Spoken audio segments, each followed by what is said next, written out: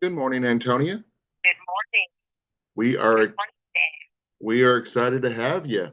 Our guest today is the winner of season 6 Food Network Tournament of Champions, Antonia Lofaso. We will be discussing Guy Fieri, emotions of sudden death culinary competitions, and what to do with the prize money. So, Antonia, how you doing today?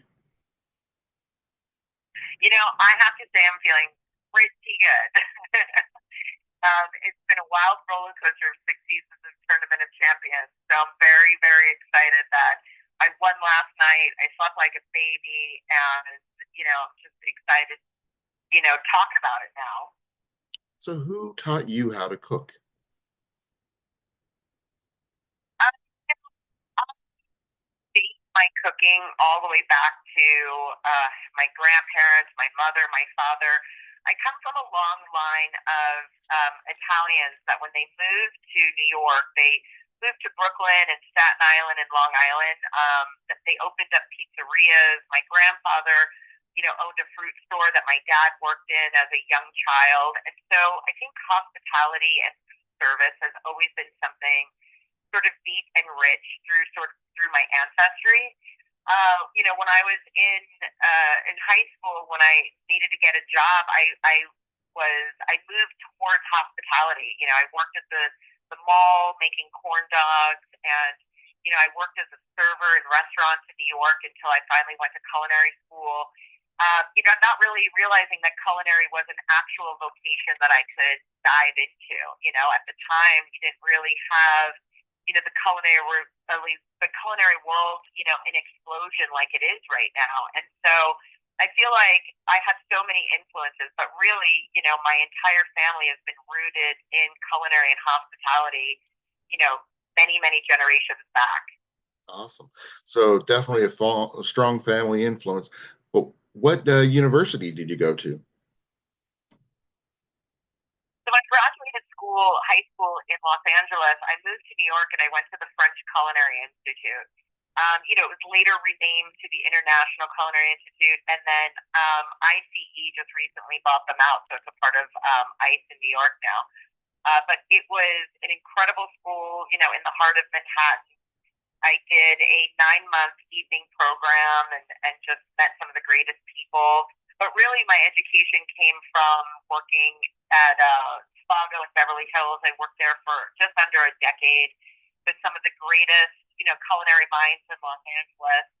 And, then moved on to opening my own restaurants. I have three that, are going strong in Los Angeles still, Scopa, Dama, and Black Market. Over a decade, which if you know anything about the hospitality industry, it's basically like having a dog that's lived to 100. And so just, excited that, my television career is as strong as it is. And, my real culinary world as an executive chef of great restaurants in LA is still very much alive and well. Nice. So what emotions did you experience as part of a sudden death culinary competition? What emotions did I not experience? It's a roller coaster of emotions. I've been competing for 18 years since 2007, and I don't think it gets any easier. There's so much excitement. Number one, that goes into it, the gameplay of it, the puzzle pieces that you have to figure out and put together. And when you're successful at something like that in such a short amount of time, there's a confidence boost that's unrecognizable, and it's so hard to explain.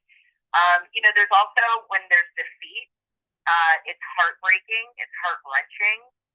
There's so much that you learn through competition in general about yourself and the way that you compete, the way that you hold strong, or sometimes the way you allow yourself to be defeated.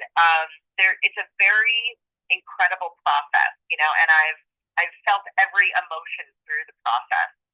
But at the end of the day, I never thought in a million years that my culinary career would lead me to something like this. And I will never stop competing. I love it. So which one of those three restaurants that you mentioned are you going to display your belt in? That's hard. I feel like of the three restaurants in LA, the belt is going to sort of be like, when your parents get divorced and you move from home to home. That's going to be my champion belt, like maybe each restaurant gets it for 90 days and then it moves on. Nice. It's always good to share. So, what was Guy Fieri really like? So, people ask us all the time. Guy Fieri is exactly who you see in person on television. He's exactly the same. He is someone who really champions the people that he works with. He really does.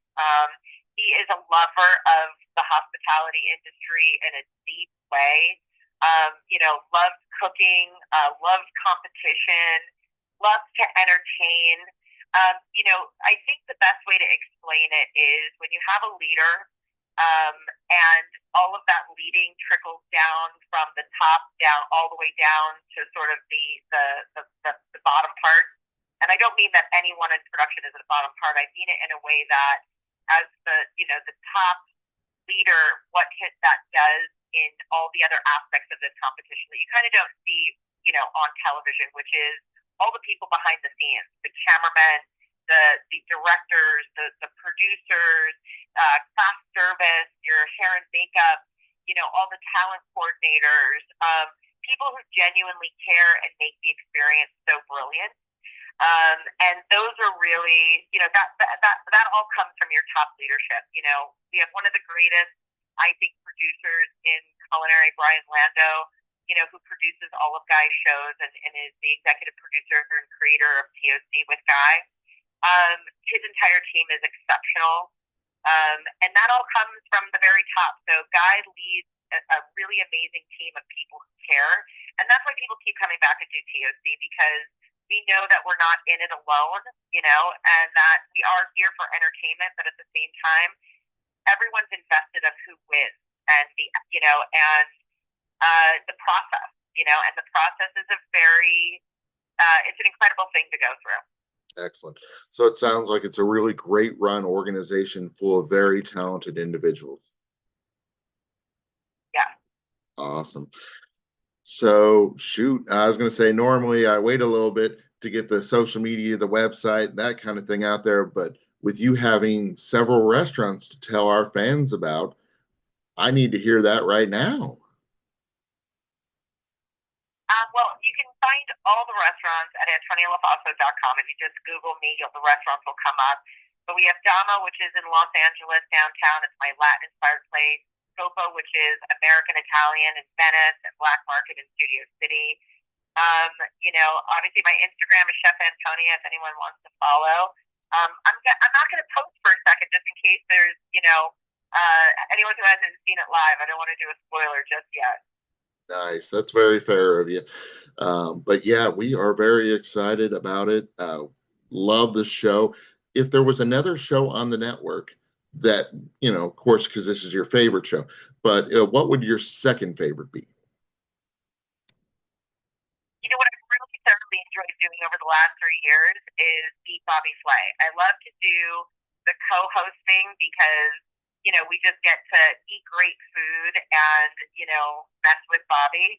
But I have to say, competing on Holiday Showdown, it's a lot of fun because all of the chefs that I judge with, or co-host with, or, compete with, we're all on this Holiday Showdown, and it becomes, three different cooks, and it's intense. And then, obviously the final cook is against Bobby, but it's one of my favorite shows to do is Holiday Showdown. Well, Antonia, it was a pleasure having you on the show. Congratulations on all of your success. And we look forward to seeing you again on the Food Network in the future. Thank you. Well, that was Antonia Lofaso. She has apparently a huge career in the culinary arts. I was thinking the winner was some random person off the street like me, but no, they are very well trained, very well educated, very professional.